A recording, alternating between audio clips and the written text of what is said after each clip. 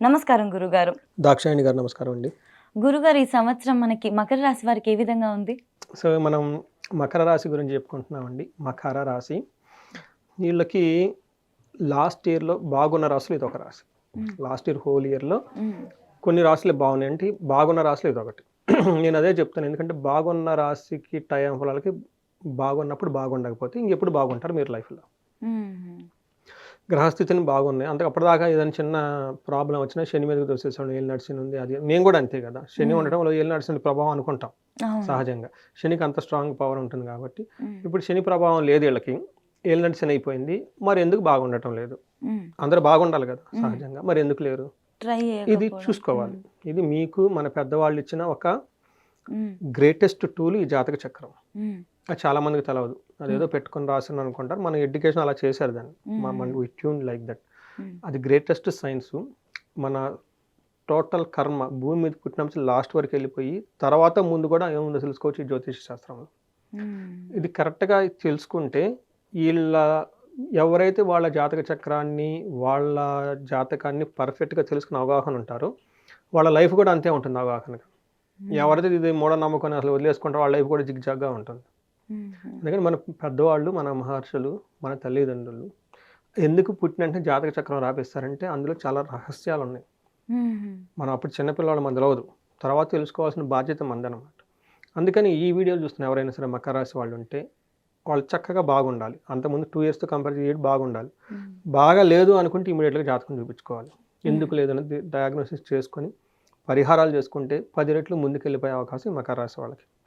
మకర రాశి వాళ్ళకి ఇంకో 1.5 year 2 years చాలా బెస్ట్ టైం ఉంది. ఈ టైంలో చేసుకోకపోతే చాలా కష్టం అవుతుంది. ఎందుకంటే పర్టికులర్ ఏజ్ 35 to 45 ఎవరైతే ఉన్నారో మిడ్ లైఫ్ క్రైసిస్ అంటారు. సడన్గా ఇప్పుడు మీరు ఎందుకు వెళ్ళటం లేదని ఆలోచించుకుంటే ఒక్కసారి జాతకం చూస్తే మీకు ఇంకా చాలా ఎడిషనల్గా రెస్పాన్సిబిలిటీస్ ఉంటాయి. ఏది ఇప్పుడు పిల్లల్ని చదివించుకోవటం, తల్లిదండ్రులను చూసుకోవటం, భార్యను చూసుకోవటం, జాబు బాసు ఏది కాదు. ఇవి కాకుండా ఇంకా మీకు డివైన్ రెస్పాన్సిబిలిటీస్ ఉన్నాయి. మీ యాన్సిస్టర్స్ రెస్పాన్సిబిలిటీస్ ఉన్నాయి. అవన్నీ చూసుకోవాల్సిన సమయం ఇది. అందుకని అవి రిప్రజెంటేషన్ అవి చూపించడానికే మీకు ప్రాబ్లమ్స్ని క్రియేట్ చేస్తుంది. అది తెలుసుకోవాలి. తెలుసుకొని దానికి తగిన పరిహారాలు చేసుకుంటే 1000 రెట్లు ముందుకెళ్తారు వీళ్ళు. ఒక్కసారి పితృదేవతలు హ్యాపీ అయ్యారనుకోండి 7 తరాలు తిన్నా తరగని ధనం ఇచ్చేస్తారంట వాళ్ళు. కష్టపడేది ఏముంటుంది?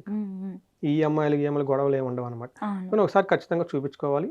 బిట్ హైయర్ లెవెల్లో మాట్లాడడం బట్ ఇట్స్ ట్రూ. సో ఈ రాశి వాళ్ళు కనుక చూసుకుంటే 2026వ సంవత్సరం సహజంగా ప్రతి ఒక్కరికి నాయకత్వ లక్షణాలు, వాళ్ళలో ఉన్న హైలీ స్కిల్స్ని టాలెంట్ని ఉపయోగపెట్టుకొని ముందుకెళ్ళిపోవడానికి గ్రోత్ ఉండే ఇయర్ 2026. అది బై డిఫాల్ట్. అయితే మకర రాశి వాళ్ళకి ఈ ఇయర్లో ఎలా ఉందో మనం చూద్దాం. ఫస్ట్ వీళ్ళకి గోచార రీత్యా చాలా బెస్ట్గా ఉంది. అందులోనూ రేపు వచ్చే జూన్ తర్వాత వీళ్ళకి ఇంకా బాగుంటుంది. నక్క తోక తొక్కటం అంటే ఏంటనేది వీళ్ళు చూస్తారు రిజల్ట్ ఎలా ఉండేది అనేది. ఇందులో పేరు బలం ప్రకారం అగైన్ మన తెలుగులో చాలా పాపులర్ అయిన పేర్లంతా ఎక్కువ మంది ఇందులోనే ఈ రాశిలోనే ఉంటారు. జో, జా, జీ, జో, కా, గా, గి అన్న పేర్లంతా ఇందులోనే ఉంటాయి. గీత, గాయత్రి, జ్యోతి లేడీస్ అయితే. సో ఈ పేర్లంతా మనకి ఇందులో ఉంటాయండి. ఇందులో మనకి గ్రహాల స్థితిగతులను బట్టి చూసుకుంటే 4 గ్రహాలు మారుతూ ఉంటాయి. వాటిని పొజిషన్ బట్టి మనం జాతకం చెప్తూ ఉంటాం ప్రిడిక్షన్. అందులోనూ గురువు ఒక్కటే జూన్లో మారుతుంది. మిగతా గ్రహాలు అలానే హోల్ ఇయర్ అంతా ఉన్నాయి. ఓన్లీ లాస్ట్లో రాహుకేతులు మారుతున్నారు డిసెంబర్ మంత్లో. మనకి చూసుకుంటే గోచార రీత్యా మనకి సూక్ష్మ గోచారం, లఘు గోచారం అన్న కాన్సెప్ట్లో మనం చూస్తే వీళ్ళకి ఎలా ఉంటుందంటే స్థాన అర్ధభృత్యాధికం అంటారు. అంటే వీళ్ళు ఇంతకుముందు ఏదైనా పదవిని కోల్పోతే తిరిగి ఆ పదవి వీళ్ళకి వస్తుందంట. ఆ తర్వాత అర్థం, ఇంతకుముందు ధనాన్ని కోల్పోతే ఆ ధనం తిరిగి వీళ్ళకి వస్తుంది. తర్వాత భృత్యాధికం, వీళ్ళకి సర్వెంట్స్, ఎంప్లాయ్మెంట్ చేసే ఎంప్లాయీస్ అంతా వస్తుంటారు పని చేయడానికి వీళ్ళ దగ్గర. తర్వాత 6వ ఇంట్లో 1 జూన్ వరకు కొంచెం శత్రువు బాధ ఉంటుంది. 7వ ఇంట్లో రాహు ఉండటం 2వ ఇంట్లో రాహు ఉండటం బట్టి విశేషంగా అన్ఎక్స్పెక్టెడ్ ధనం వస్తుంది వీళ్ళకి. 8వ ఇంట్లో కేతు ఉండటంతో కొంచెం హార్డ్ వర్క్ చేయాల్సి ఉంటుంది. అంటే స్థిమితంగా కూర్చొని వర్క్ చేసే పరిస్థితి ఉండదు. కొంచెం వర్క్ చేస్తూ ఉండాలి. అయితే జూన్ తర్వాత గురువు వీళ్ళకి భోగాన్ని, ప్లేజర్ని, ఎంటర్టైన్మెంట్ని తీసుకొని వస్తూ ఉన్నాడు. మీరు కనుక చూసారనుకోండి వీళ్ళకి శని 3వ ఇంట్లో ఉండటం వల్ల ఏంటి లాభం అంటే సంస్కృతంలో మన మహర్షులు ఏం చేద్దంటే స్త్రీ భోగం చ మనస్సౌఖ్యం బుద్ధి యత్నాది సిద్ధికృత్ స్వస్థాన ప్రాప్తి ఆరోగ్యం రవిపుత్రే తృతీయగే గతి అంటారు. ఇప్పటిదాకా ఏలినాటి శనిలో ఇబ్బంది పెట్టిన శని లాస్ట్ 6-9 మంత్స్ నుంచి వచ్చే ఒక 2 ఇయర్స్ వరకు ఏం తీసుకొస్తున్నట్ట భోగాన్ని తీసుకొస్తున్నాడు. ఏ భోగం? స్త్రీ భోగం, మనస్సౌఖ్యం, బుద్ధి చాలా స్ట్రాంగ్గా ఉంటుంది. యత్నాది సిద్ధికృతి, ఏదైనా కనుక పని చేస్తే చాలా స్ట్రాంగ్గా పర్ఫెక్ట్గా ఉంటుంది. స్వస్థానం ప్రాప్తి, ఇంతకుముందు ఏదైనా కోల్పోయి ఉంటే ఏలినాటి శనికి ముందు అది తిరిగి మళ్ళీ వీళ్ళకి చేస్తుంది. ఆరోగ్యం బాగుంటున్నట్టు. అందుకని ఈ టైం మీకు చాలా బాగుంది కాబట్టి బాగలేకపోతే జాతకం చూపించుకోవాలి. తర్వాత గురువు వీళ్ళకి ప్రస్తుతానికి కొంచెం ఇబ్బంది పెట్టే పరిస్థితిలో ఉన్నారు. ఒక ఫస్ట్ 6 మంత్స్, నెక్స్ట్ 6 మంత్ వీళ్ళకి అద్భుతాన్ని తీసుకొచ్చేస్తున్నారు.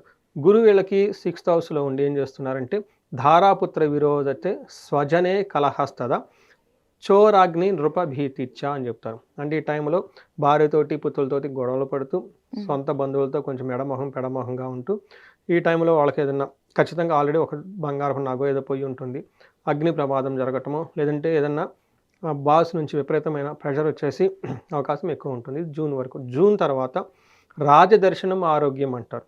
గాత్ర గంభీర్య పోషణం అభిష్ట కార్యసిద్ధి సప్తమే భవేద్ గురువు అంటారు. అంటే గురువు జూన్ తర్వాత ఇందాక మనం శని చెప్పుకున్న గొప్ప రిజల్ట్తో పాటు గురువు కూడా మంచి రిజల్ట్ ఇస్తున్నాడు. ఏ విధంగా అంటే రాజదర్శనం అంటే హై అఫీషియల్ కలుగుతూ ఉంటారు, ఆరోగ్యం బాగుంటుంది. గాత్ర గాంభీర్య పోషణం, బాడీ లాంగ్వేజ్ చాలా స్ట్రైట్గా ఉంటుంది. అభిష్ట కార్యసిద్ధి, అనుకున్న పనులని చక్కగా సాధించుకుంటూ వెళ్ళిపోతూ ఉంటారని మనకు చెప్తారు. రెండో ఇంట్లో రాహు ఉండటంతో ఏమవుతుందంటే సౌభాగ్యం, ఆరోగ్యం, అర్ధలాభం, యశత్కరం, వాక్ పౌరుషం చ వినోదం చ ధనస్థానకే ఫణి అంటారు. ఆల్రెడీ ఇది మకర రాశి వాళ్ళు ఎక్స్పీరియన్స్ అవుతూ ఉంటారు. వీళ్ళకి దేహ ఆరోగ్యం బాగుంటుంది, ధనలాభం ఉంటుంది, కీర్తి ప్రతిష్టలు ఉంటుంది, సంతోషంగా ఉంటారు. కానీ మాట్లాడేటప్పుడు చాలా కఠినంగా మాట్లాడతారు అని చెప్తూ ఉంటారు అనమాట. సో ఒక రకంగా చూసుకుంటే మీరు అన్ని విషయంలో 8th హౌస్లో కేతు ఉండి అన్ఎక్స్పెక్టెడ్గా బాడీలో టైర్డ్నెస్, కొంచెం వీక్నెస్ వచ్చే అవకాశం ఎక్కువగా ఉంటుంది. మనం చూసుకుంటే ఓవరాల్గా ఇప్పుడు కొంచెం అటు ఇటుగా ఉన్నా కానీ జూన్ తర్వాత చాలా బాగుంది ఈ రాశి వాళ్ళకని చెప్పుకోవచ్చు. గురుగారు నక్షత్రాల పరంగా ఎలా ఉంది? ఇందులో ఉత్తరాషాఢ, శ్రవణ, ధనిష్ట నక్షత్రాలు. ఉత్తరాషాఢ వాళ్ళకి హెల్త్ చాలా బాగుంటుంది, తర్వాత పట్టాభిషేకం ఉంటుంది, సంతోషం ఉంటుంది, దేహపీడనం, బాడీ హెల్త్ కాంప్లికేషన్స్ ఉంటుంది. 2 విషయాల్లో కేర్ఫుల్గా ఉండాలి. వీళ్ళకి ధన నష్టంతో పాటు మరణ తుల్యం అంటారు. అంటే ఏదో ఒకటి తలబెట్టిన పన్ను, ఇంతకుముందు ఆల్రెడీ తలబెట్టిన ఒక ప్రాజెక్టు మధ్యలో ఆగిపోతుందని దాని మీనింగ్.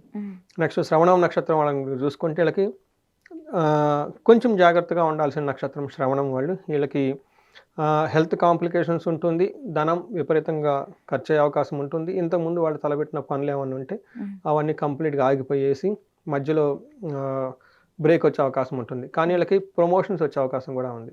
లాస్ట్లో ధనిష్ట నక్షత్రం, వీళ్ళకి సంతోషంగా ఉంటారు, రాజ్యలాభం ఉంటుంది, పట్టాభిషేకం ఉంటుంది, ధనవృద్ధి, ధన నష్టం చూపిస్తుంటుంది.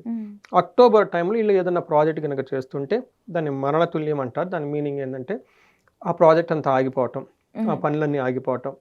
సో వీళ్ళకి కొంచెం బ్రేక్ వచ్చే అవకాశం ఎక్కువగా ఉంటుంది. హెల్త్ కాంప్లికేషన్స్ ఇయర్ ఎండ్లో కొంచెం సఫర్ అవుతారు వీళ్ళకి హెల్త్ కాంప్లికేషన్స్ తోటి. సో ఇది మనం బ్రాడ్గా కనుక చూసుకుంటే ఈ రాశి వాళ్ళకి ఎలా ఉంది అనేది. వీటికి పరిహారాలు కూడా ఏమైనా ఉన్నాయా గురుగారు? సో అన్ని బాగున్న రాసుల్లో ఖచ్చితంగా మకర రాశి ఒకటండి. మేజర్ గ్రహాలు ఆల్మోస్ట్ అన్ని గ్రహాలు వీళ్ళకి బాగున్నాయి, ఒక్క కేతు తప్పక. ఇది వెరీ రేర్ టైం. ఈ టైంలో వీళ్ళకి ఖచ్చితంగా బాగుంటే తీరాలి. ఇన్ కేసు బాగలేకపోతే మనం ఇందాక చెప్పుకున్నట్లుగా ఒకసారి చూసుకుంటే బాగుంటుంది. వీళ్ళకి పరిహారాలు పర్టికులర్గా అంటే వీళ్ళకి కుంభకోణం నవగ్రహ టెంపుల్ చూడటం చాలా చాలా ఇంపార్టెంట్. తిరునల్లారని ఉంటుంది, శని గ్రహం యొక్క టెంపుల్ ఉంటుంది, అక్కడ దర్శనం చేసుకొని తైలాభిషేకం చేయించుకోవడం చాలా ఇంపార్టెంట్. వీటితో పాటు ఎవరికైనా ధన ప్రవాహానికి బాగా ఇబ్బంది పడిపోతుంటే స్వర్ణలక్ష్మి విశేష హోమం చేయించుకోవచ్చు. తర్వాత హెల్త్ కాంప్లికేషన్స్ ఎవరికైనా ఉంటే వీళ్ళకి అమృత మృత్యుంజయ పాశుపత అభిషేకం, భార్యాభర్తల మధ్య బాగా గొడవలు ఉంటుంటే అన్యోన్య దాంపత్య పాశుపత అభిషేకము లేదా విశ్వావసు గంధర్వరాజ హోమం అని ఉంటుంది, ఇవి చేయించుకుంటూ ఉండాలి. వీటితో పాటు కాలసర్ప దోషాలు, త్రిపిండి దోషాలు, తర్వాత మనకి శాపాలు ఉంటాయి, స్త్రీ శాపం, గురు శాపం, తర్వాత దేవశాపం, బ్రహ్మశాపం, ఇవన్నీ ఏమన్నా ఒకసారి చెక్ చేయించుకోండి. ఇవి చిన్న చిన్న పూజలు అండి, పెద్ద ఖర్చేం కాదు.